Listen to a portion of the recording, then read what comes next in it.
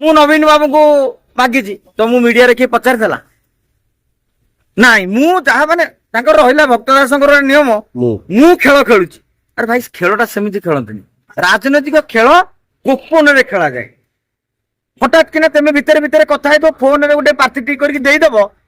ସକାଳୁ ବିଜେଇ ବାଲା ତୋବା ତୋବା ଇଏ ଆଗ ତୁରା ଯେତେବେଳେ କହିଦେଲେ ନବୀନ ବାବୁ କହିଲେ ସାଙ୍ଗରେ ଗଲେ କାଲି ଯଦି ୟାଙ୍କ ସାଙ୍ଗରେ ମୁଁ ଯିବି ଆମେ କଣ ଆଲୋଚନା କରୁଛୁ ବାଟରେ ମଧ୍ୟ କାଲି କହିଦେବେ ଭକ୍ତ ଦାସ କହିଦେବେ ନବୀନ ଗୋଟେ ଭିତିରିଆ ବୁଝାମଣା କଥା କହିବେ ଇଏ ଖୋଲିକି କହିଦେବେ ତେଣୁ ଆକୁ ଆଉ ନବୀନ ପଟ୍ଟନାୟକ ବିଶ୍ୱାସ ଭକ୍ତ ଦାସଙ୍କୁ କରିବାର ଚାନ୍ସ ନାହିଁ ଭକ୍ତ ଦାସ 14ଟି ବିଧାୟକ ତାଙ୍କର କଂଗ୍ରେସର ତାଙ୍କ ବିଧାୟକ ଅଧା କହୁଛନ୍ତି ଇଏ ଆଙ୍କ ମୁଣ୍ଡରେ ଦୁର୍ବୁଦ୍ଧି ପୁରେଇଛି କିଏ ଆମ ଭିତରୁ ବା 4-5 କ୍ରସ ଭୋଟିଂ କରିଦେବୁ ଭକ୍ତ ଦାସ କହିବେ ଅମୁକୁ ଭୋଟ ଦେ ସୋଫିଆ ଦେବେ ତାଙ୍କ ବାପାଙ୍କୁ ଏମିତି ଦହଗଞ୍ଜ କରିଛ ସେ ଦେବେ ତାରା ବାହିନୀ ପ୍ରତି କଥା ହଉଛନ୍ତି ତମ ସାଙ୍ଗରେ ତାଙ୍କ ସାଙ୍ଗରେ ଆପଣଙ୍କ ସାଙ୍ଗରେ କଥା ହଉଛନ୍ତି ରମେଶ ଜେନା ଯାହାଙ୍କୁ ଇଏ ମଧ୍ୟ ବିଭୀଷଣ କହିସାରିଛନ୍ତି ସେ ଦେବେ ଏଇ ମଝିରେ ଆପଣ ବିଧାନସଭାରେ ଦେଖିବେ ପୁରା କଳା ଗଞ୍ଜି ଗୋଟେ ପ୍ରତିବାଦ ଆରମ୍ଭ ହେଇଥିଲା ଯୋଉମାନେ ବିଧାନସଭା ଦେଖିଥିବେ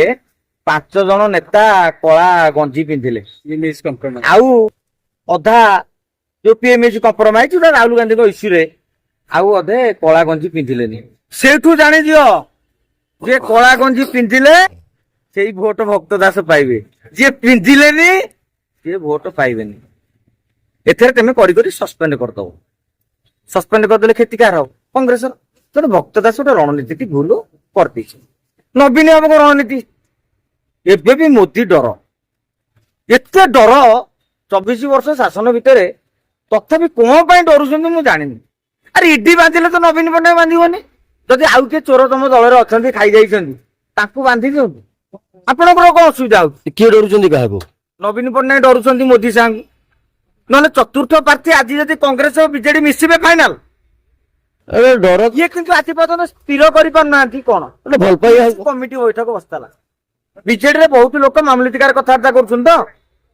ନବୀନ ବାବୁ ଯାହା ନିଷ୍ପତ୍ତି ନେବେ ତାମାନେ ସେ ପର୍ଯ୍ୟନ୍ତ ବି ଏମାନେ ଜାଣିନାହାନ୍ତି 9 ଜଣ କାହିଁ ବୈଠକ ଯାଉଛନ୍ତି ରାଜନୈତିକ ବ୍ୟାପାର କମିଟି ଖାଲି ଗାଁ ଗଳି ଜାଣିଛୁ ନା ଆମ ଦେବାଇ ନା ଜାଣିଛୁ ନା ପୁରା ନବୀନ ବାବୁଙ୍କର ଖାସ ଲୋକ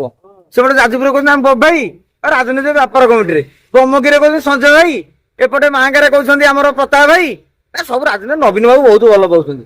ଇଏ ଯାଉଛନ୍ତି କଣ ମୁଣ୍ଡ କଣ ଦେଇକି ଦସ୍ତଖତ ମାରିବାକୁ ଆଲୋଚନାରେ କଣ ଏଇ ରାଜନୈତିକ ବ୍ୟାପାର କମିଟି ମାନେ କଣ ନବୀନ ପଟ୍ଟନାୟକ ପଚାରିବେ କଣ ପ୍ରସ୍ତାବ ଅଛି